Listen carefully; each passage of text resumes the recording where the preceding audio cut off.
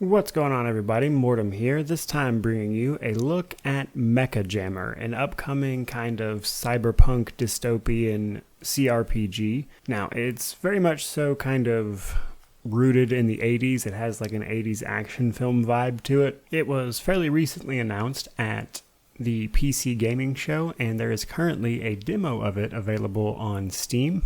Now, the date for release hasn't been decided yet or anything like that, and I don't have a full list price for you to share. However, the general setup that I was able to dig up is that you are forming a crew of deserters from some war that's happened, and you crash land into an off-world colony of sorts that's, again, this sort of cyberpunk dystopia. However, I do want to mention they mix it with a sort of occult element to it. They specifically use the word occult. So personally, mostly what I've seen is undead, and then there seem to be kind of just like almost Cthulhu mythos type stuff going on in the background. But beyond that, it is a CRPG. So, with the general stuff out of the way, let's get into the specifics. So, character creation is, kind of standard pen and paper CRPG type stuff, but there are a few key things I want to mention here. You'll select your character's age and stuff through a couple of prompts in the bottom left, and it'll ask what job were you assigned as a worker and everything before you deserted, apparently.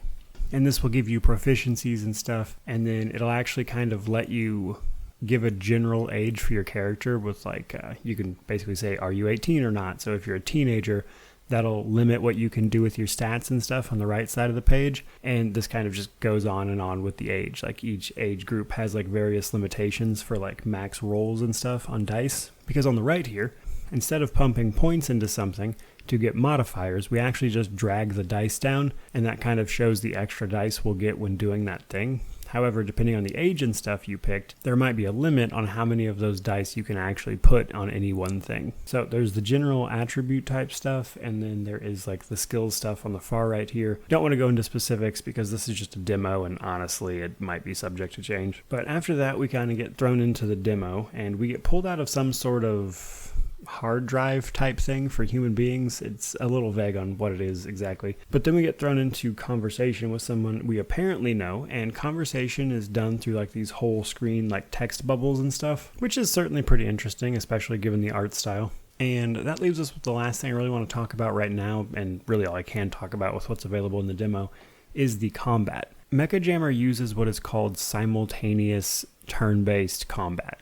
Technically, it's turn-based, but while you are taking your turn, every other thing on the screen is also taking its turn at the same time. So if you stop moving, so will everything else. Now, technically, this is turn-based. In practice, you'll find that it usually feels like a kind of action RPG that you can pause by just not doing anything. And from what I played in the demo, it feels pretty good. There is a variety of build options that are certainly implied by character creation. I don't know how fleshed out those will wind up being, but they're definitely present, if nothing else. And overall, all of this stuff combines, in this demo at least, to make Mechajammer feel like a very unique take on a CRPG, and I'm looking forward to seeing it released and kind of diving into the more occult part of the cyberpunk kind of genre they're going for here.